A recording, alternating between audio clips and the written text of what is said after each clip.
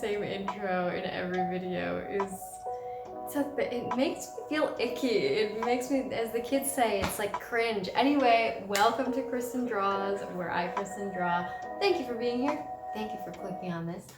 God, who am I? Yeah, let's paint. I miss my paints. I basically have an art practice in which I teeter back and forth on the brink of using pencils, markers, and like dry materials, and then having enough of it and getting a little bit fed up with it and jumping back into paint. It's like I can only go so long with wet materials and I can only go so long with dry materials until I get fed up of one or the other, and I just kind of like bounce back and forth between the two.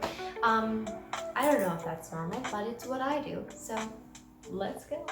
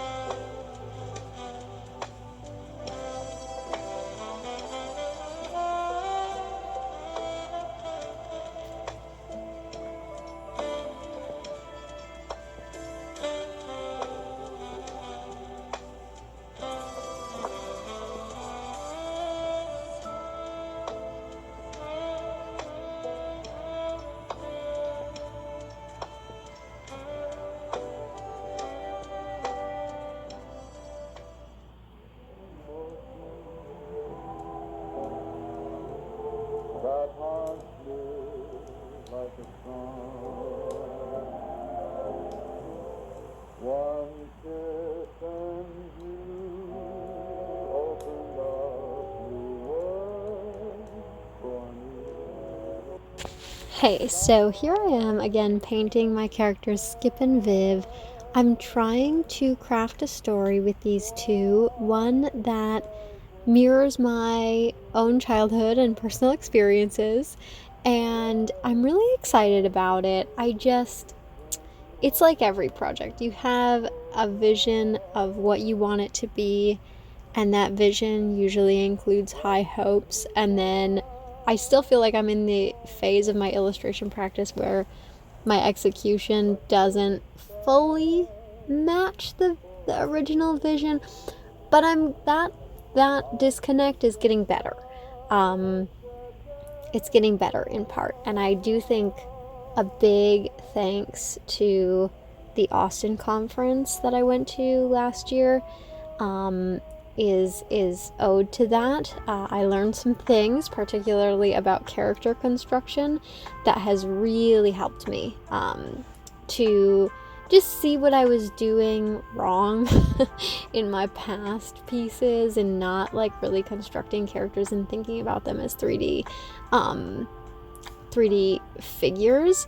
And so yeah, I love a good shape, like, and I can get really caught up in the like flatness of a shape. I like flat shapes. I like that in illustration, and so I can sort of forget that when you're telling a story with characters, it is really important to like construct them with that 3D, like them having volume in their mass. Having that in mind is like an important thing that I can easily forget. And so at this conference that I was at last year in Austin, Texas, one of the lectures, one of the talks went into this a little bit and just like refreshed on the construction of hands and feet and the body in general, and how to like break those down into basic shapes. And that refresher really changed how I approach drawing people, drawing my human characters, and I have to say it made it less scary.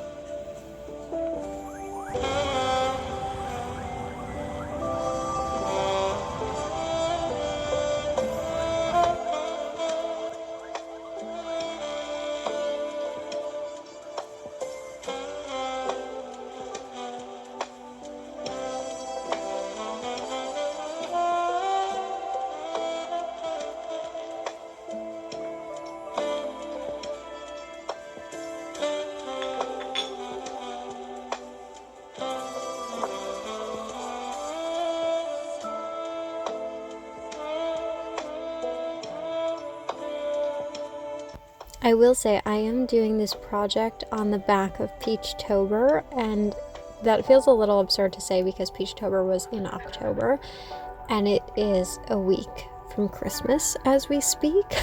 so it's been a minute, but that is literally how long it takes for me to recover from the madness that is the October drawing challenge month. That month, in pushing ourselves to do an illustration each day, is just so taxing. I'm really happy that I do it, but it is a lot. And I do think it is a bit of a recipe for burnout. And, props to the artists who like promote a slower version of those October drawing challenges and like just doing what you can instead of, also it depends where you are in your life, right? Like I understand the desire to push yourself to do a drawing each day so that you can get better at a sort of accelerated level, and if you have the ability to do that, that's wonderful and great. And at the same time, I think I can get really caught up in pushing myself to do a lot. So anyway, this is kind of me saying that I'm trying to be okay with sitting in this discomfort of not finishing a piece in a day, or like not finishing a piece as quickly as what I would like to. Over the last really handful of years, like the last 2 years, I've been really analyzing this notion of like how quickly do I need to complete an illustration for it to feel good, for it to feel right, for it to have the energy that I want it to have, and for it to not also feel like a slog, like if you're watching this and you're an illustrator, you probably know that, or any sort of artist, like you probably know that feeling of like when it's taking you a while to complete something, you feel like, okay, why is it taking this long? Like, am I not inspired by this? Am I not lit up by this? Have I lost the energy for this? And then obviously those things, I do believe those things show up in the work. And so it is kind of this like low grade, constant checking in with myself. And at the same time, like that, all of that probably is me being way too in my head. So I'm trying to be okay with the fact that these pieces they're not giant, but they're not small either. What is the size of this paper that I'm working on?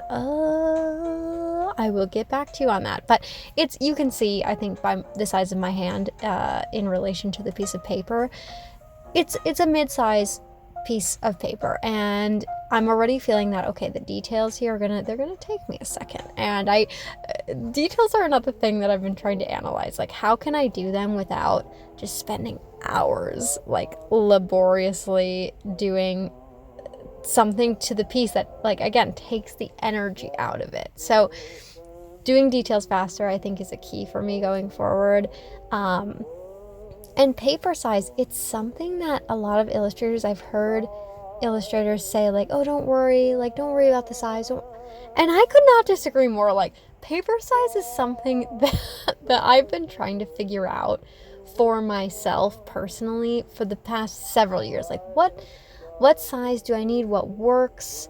It's a huge thing, and I do think it's something you have to think about, like what you're comfortable with, and like what does the piece require, what's going to like drain you, right? Like if it's too big of a piece, that might drain you. If it's too small of a piece, that might drain you because you might be like focusing on these tiny little things, and that might take the fun out of it. Like, that's been a big thing for me to figure out.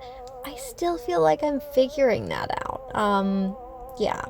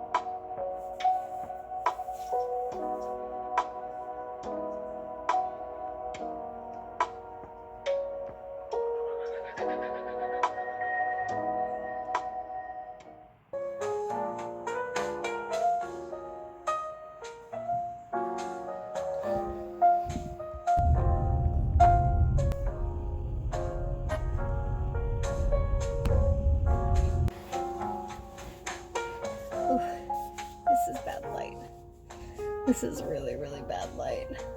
Under the light of the Fiat. Okay, yeah, I'm just gonna go. Thanks for watching. Okay, bye.